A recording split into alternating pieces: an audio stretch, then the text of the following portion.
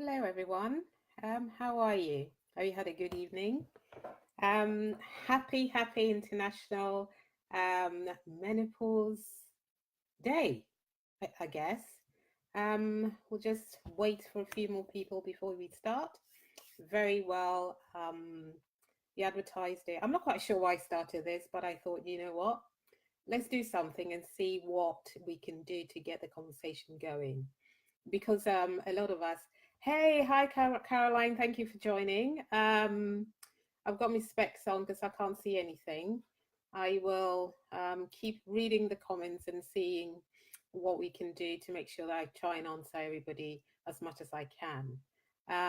But we'll wait for a few more people before we continue and you know, dig in very quickly to see what's really going on with all the shearers out there and what we're doing and how we can help each other and support each other and actually talk about and I call it a menace, some people call it a blessing depending on how it's affected you, but I think for me it's both. So we'll wait a few more moments and see who else is joining. Oh, hi Melita, how are you? Thanks for joining. um we yes, you've suffered some of my long told stories, so I'm sure you can attest to why I'm doing this. um Hi Jenny, hi Jenny. I'm not sure, I don't think I've talked to you, but I'm sure you've seen me fanning myself profusely, and on most days when I'm sort of having a serious meltdown, and of course I've started this call without a fan, not a good thing, so I'll probably use something to fan myself. So we've got a few more people. It's 9 o'clock. I know people have time, preparing for bed and stuff. So it won't be till it's just to introduce the subject about menopause. And first of all, let me introduce myself. I'm really grateful for you guys joining in and wanting to talk about this. My name is Lily Nardumensa. I'm not a, full disclaimer, I'm not a practitioner, I'm just a sufferer. And I just want to talk about it, make some noise so people understand that this thing is real, the struggle is real, and we need to talk about it in order for society, for doctors, for other people to take into account the things that we go through. So I'll talk about some of the horrible things that have happened to me personally, some of the stories that I've heard. I wrote a blog about it because that's how passionate I feel about it, and lastly, some of the good things that I think can happen as a result because of aging and stuff like that. So first of all, today I don't know how and where, but I was on the tube last week, and another good friend of mine sent me a photo of clothing for menopause women. That's how bad I've been talking about this damn thing. Clothing for women, and I thought, okay, this day is coming. What am I personally going to do to raise awareness of the fact that there's actually a day to celebrate it? So I looked into it and I thought, what haven't I done for a while that I could do to bring other people into the conversation? And on Sunday, after doing a few things, I thought, okay, I'm going to do a Facebook Live if there's enough interest. Luckily, there are a few more people who've come online who want to hear.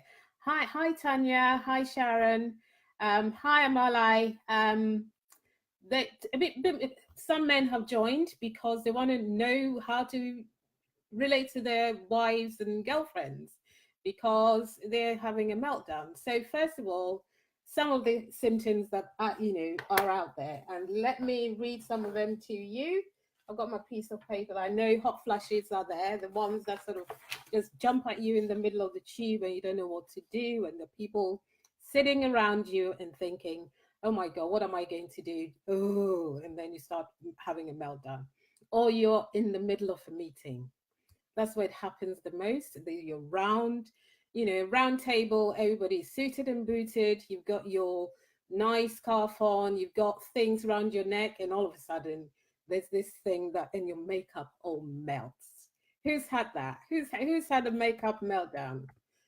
I'm going to type it.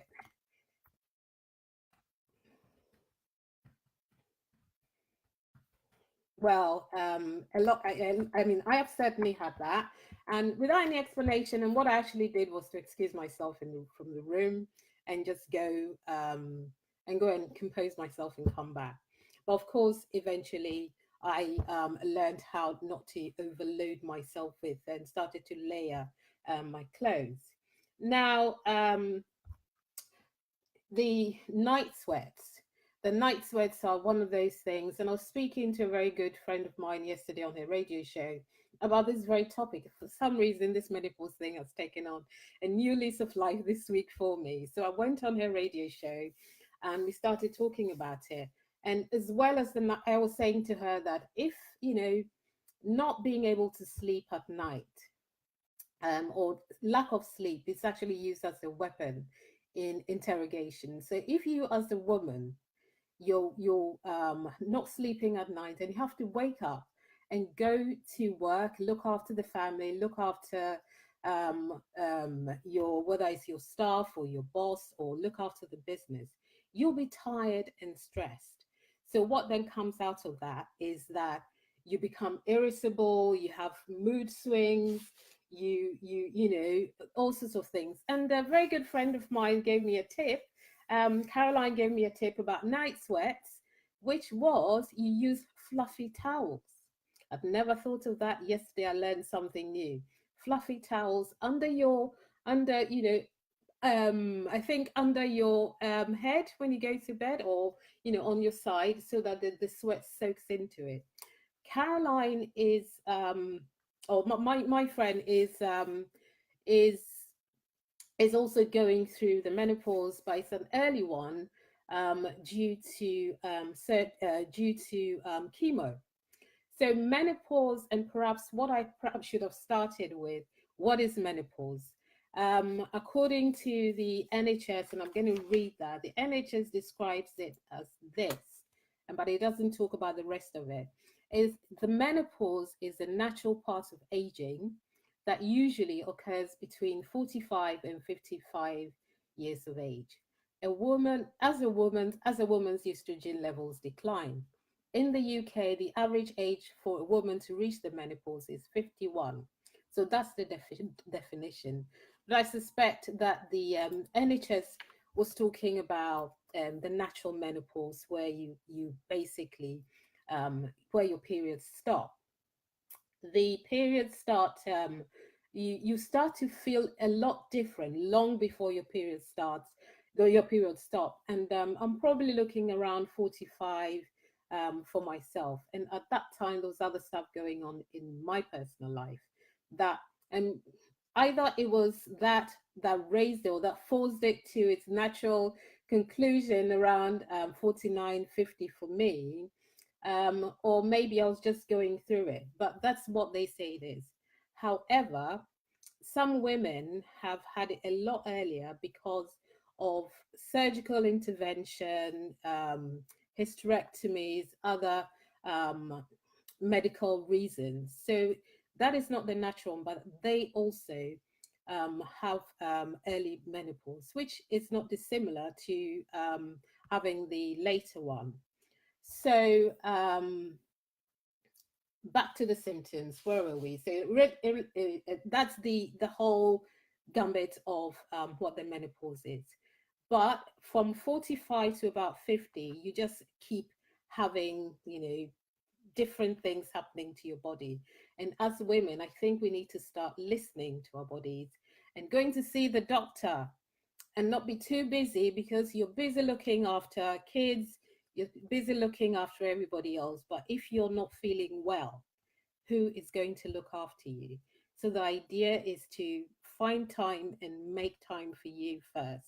And this movement, and I'm not even sure if it's the movement, but it's something that I'm doing to encourage all of us to look after ourselves even more on a day-to-day basis. Find time to grab what is ours. And so those are the things. One other thing which we don't talk about, and I know it's past 9 o'clock, the kids have gone to bed. And if they haven't gone to bed, you've got 3 minutes to close, 3 seconds to close the door so they don't listen to what I'm about to say. Some of the symptoms that are for the grown-ups in this room would be um, low libido, and the lady garden also goes a bit dry, because when the estrogen level goes down, the estrogen is to keep with vitality, oiling the limbs, oiling everything, and when the oiling machine stops, everything else also stops. So having the intimate moments become painful, and therefore relationships also suffer. And but there are remedies for all that. Doctor can prescribe, you go to the chemist, you can, and Summers, all those places have aids to help us get past to the next day. So as much as we're feeling bad for ourselves, we shouldn't also let the intimate part of our lives also suffer. um, so that's the adult bit that I wanted to share. So those are some of the bad things that have happened. But let me share with you my journey so far. So I I started, my period started becoming irregular. I was getting hot flashes. I was doing all that, and then it started to really slow down. I'd have months without, and then it will come back again. Eventually stopped around 49, 50. What then happened was that I went to the gym, I kept fit, I did everything. And then I don't know where it came from, not too long ago, I started getting the hot flashes again. And so I went to the doctors and I got myself a patch. And then the patch returned the period. So it was literally the balance of my hormones, it was upside down. And that is what prompted me to look even further into this thing called the menopause. So I'm not quite sure whether maybe I have reverse menopause. I don't know. Maybe that's what I have because I have this patch. But that's all that said and done. It creates it. My body just went into. It started sort of not. I didn't recognize myself. So I don't know how many people here have gone through that, where they've used the natural methods, and then and gone for the medical interventions to make the menopause, the hot flashes, and all the other bits um, go away. But I did the natural bit, and then I went to do the other bits as well. So generally, that's my story. But let's look at some of the remedies that can be used. That's the second bit of this discussion. What are the remedies that can be used? And things like soya, the natural remedies have been soya. Soya products are very good. Of course, a good diet can, as we get older, we need to look after ourselves more. We also, if you're going to bed, I know it's that simple, but no matter how warm it or how cold it is at night, there should always be a gap in the window so you can get ventilation in there. In terms of hair thinning, again, it's something that I personally haven't suffered from, and I'm sure there are other areas that you can find to resolve that problem. Or the doctor can give you some medication, or we can all put scarves on or wear a wig and stuff. Things have moved on. um, Sleep again is very important. Try and have I tend to have a very good sleep bedtime regime where I start to shut down quite early. I sleep early, I'm quite late. By 10 o'clock, 10:30, I'm in my bed. If you call me, I'll be like, I've gone. But then I wake up very early. I'm a very, before I wake up before 6 o'clock every day. So it's because, so I can have my at least 7, 8 hours sleep. And if you have good sleep, you're able to wake up and do a lot more. So perhaps watching TV late into the night might not be the right thing for somebody who's having problems sleeping anyway. Another thing that I tend to do, or I have done in the past, is also well, not in the past, I still do a lot of exercise. um Somebody said, one thing that I perhaps should have mentioned was the brain fog that you get. You're talking to people and you forget what to say.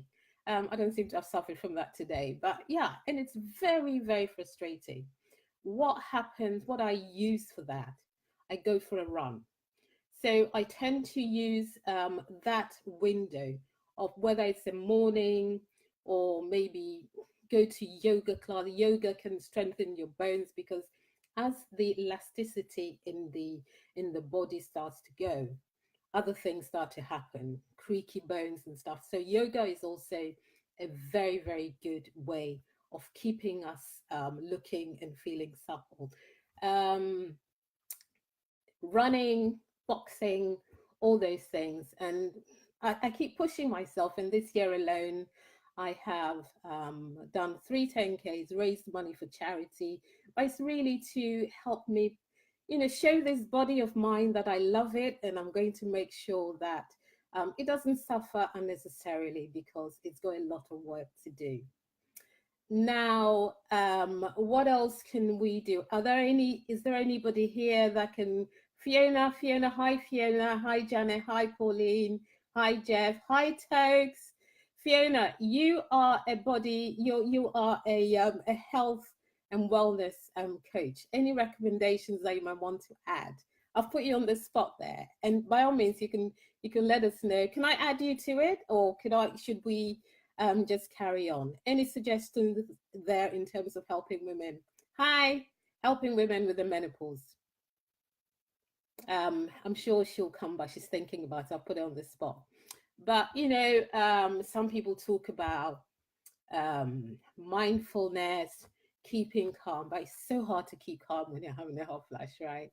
But that's if you're actually in the moment.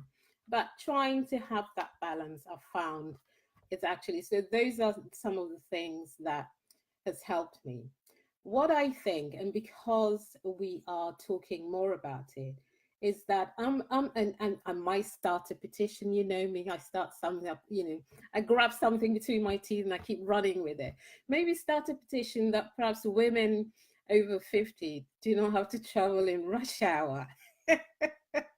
Because that means you don't have to go on the tube or go, on public transport if you're in the city, if you live in the city.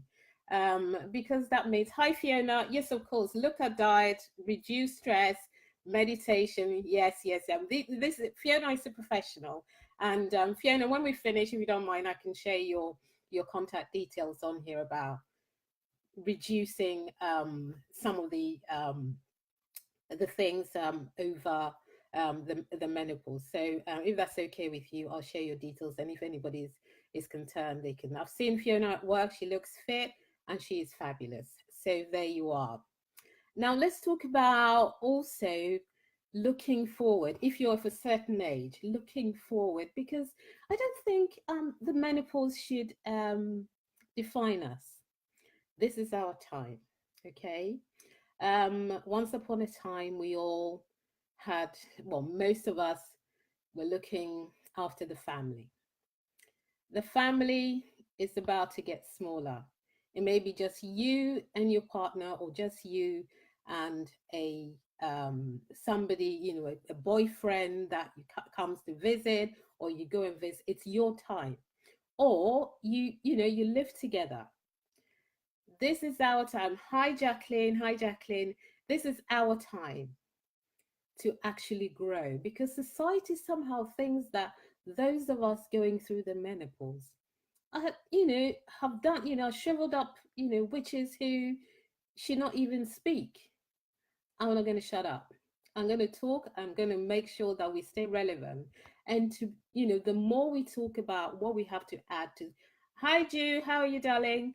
Hi, Linda. Thanks for joining. The more we talk about being relevant means that there will be packages for those of us going through it or have gone through it, or even preparing those coming forward, those coming behind us, so that they don't have to just walk into this thing almost blind to the fact that the menopause is happening. Hi, Nick. Because I didn't think that it would happen to me.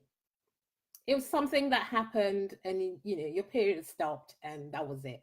But there's so much more behind it that nobody talks about. But why is that? But I'm gonna keep talking. You know me, I'm not gonna stop. But we have the time now. This is our time. And I want all the ageless sheroes out there to start celebrating, looking after our bodies because we're all living longer. If there, if there are I think we're all sort of we're looking about 80, 85. I'm just 56. So I've got another 20, 30 years, God willing, ahead of me. I don't want to stay at home and be miserable and have hot flashes and be huge and nobody wants to talk to me and be lonely in my home. I want to go out. I want to wear sort of almost high heels, and enjoy my life. So my message to all the shearers out there who are struggling, or those who think they might struggle, or those who have struggled and are now getting over the other side, to come together and say we are relevant. We want to talk about it. We want things, we don't want spaces. For instance, you can have an office where the air conditioning is not working. How can you think clearly?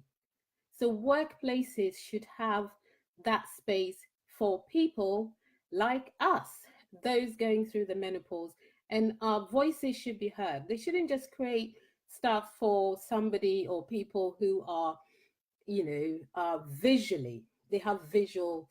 I mean, we're not handicapped in the particular, it's just temporary. But if it's visual, they give, we are able to see what's going on. But if it's one of those things that's happening inside the body and it's not so obvious, then people will not give us that break. So I think I've spoken enough. Are there any questions that I can answer for anyone here? Fiona, sorry, Fiona, thank you. And yeah, it should not define you at this time to flourish and grow. I'm running a menopause next May in Oxted. If anybody's interested, Fiona, I'm there. I'll definitely come and join you. Hi, Miss Chrissy. How are you? Um, Diet and supplements from Fiona can help as well as exercise. Is there anybody that wants to ask a question and so I can answer because I think I've spoken enough. Let me take a sip of water.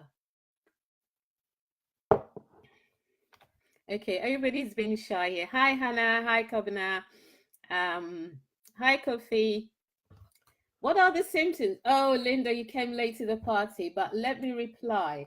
Let me reply with that. Oh, God, symptoms, hot flashes, night sweats. I think I should know it. I'm not even going to read it.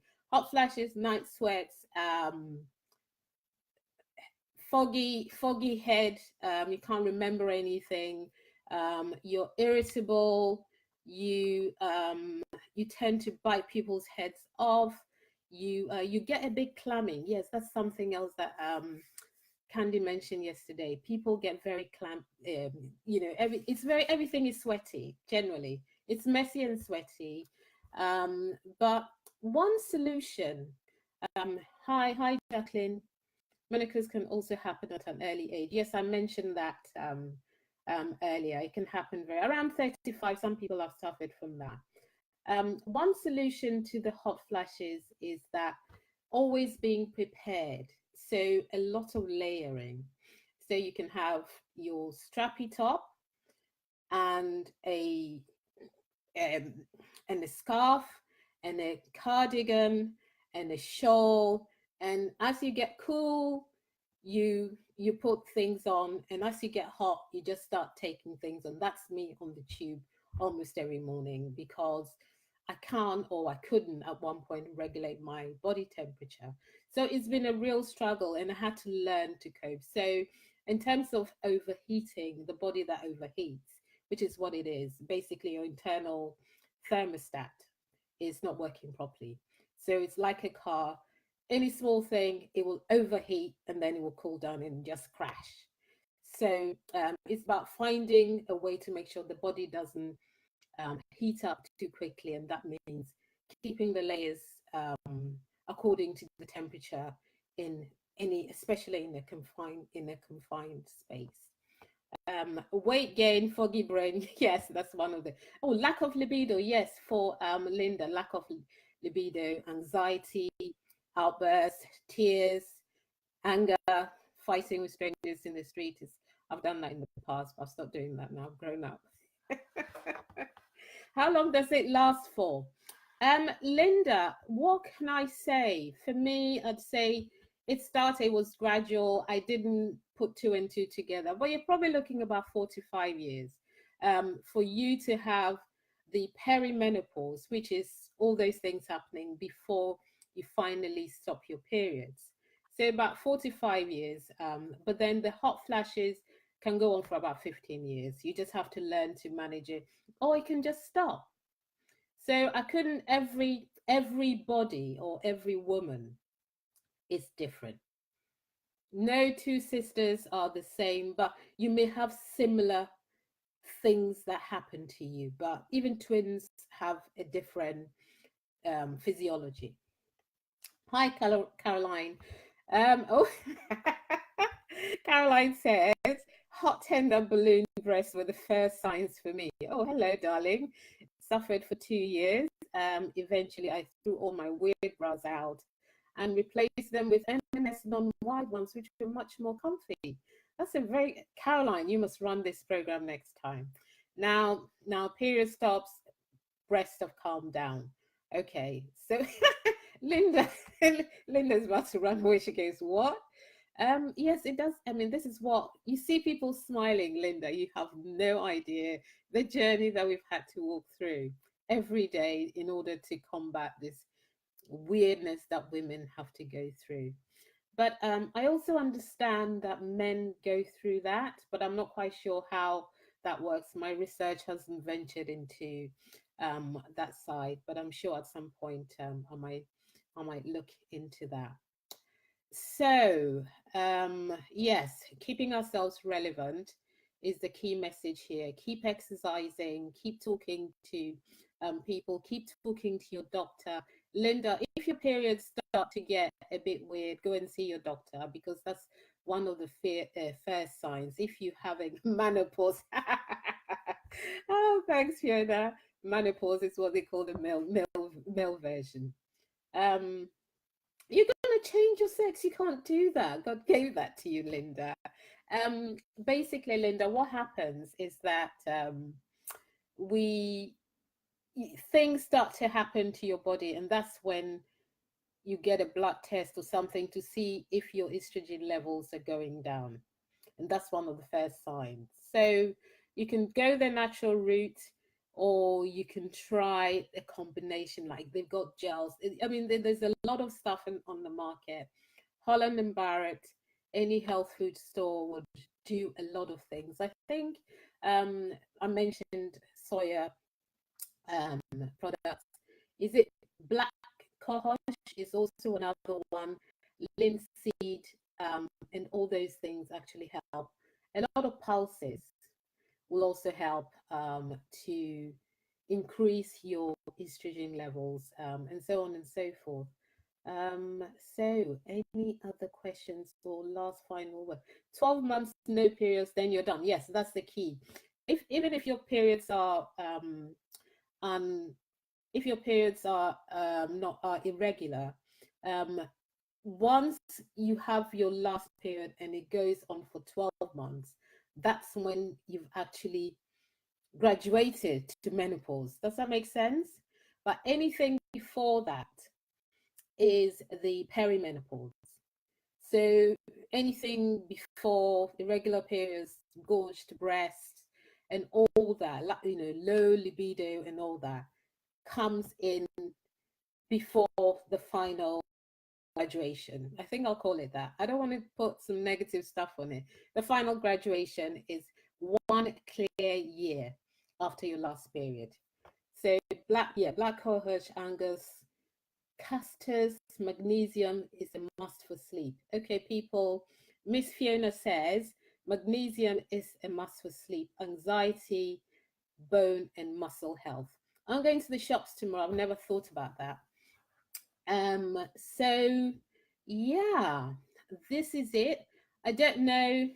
Sorry, I will shut up now. No, no, please, Fiona. I'm not. I'm just sharing um my experience, and it's only about me and some of the stuff that I've heard. But you help women. I know that. So you have the advantage. So Joyce, hi Joyce. Joyce says, what about if you're on call and it reduces your period?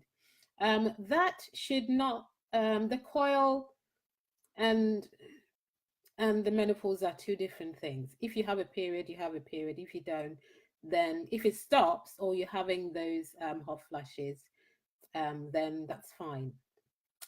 So whether I do this again, I don't know. I will be guided by the interest in it. I'm not very good at doing groups and stuff like that, so I can't promise that I'll do anything. But if I get the urge again, maybe in a month's time, we might just have a 1 month celebration of celebrating the goddesses here and looking at other things to support each other. But if there's anything I can do for you or any questions, you can send me a question and inbox me, and I'll be more than happy to answer. Or maybe some of the people that I know and the professionals that I have come across who might be able to give us the answer. So until next time, remember, stay relevant, stay fabulous, be sexy, because we're not done yet. And thank you everyone for joining this call. I am humbled that you spent your Thursday evening with me and hearing all my horror stories. I've actually enjoyed it because I didn't know what to say. And so thank you very much, and have an amazing evening and a weekend when it comes. Okay. All the best. Bye for now.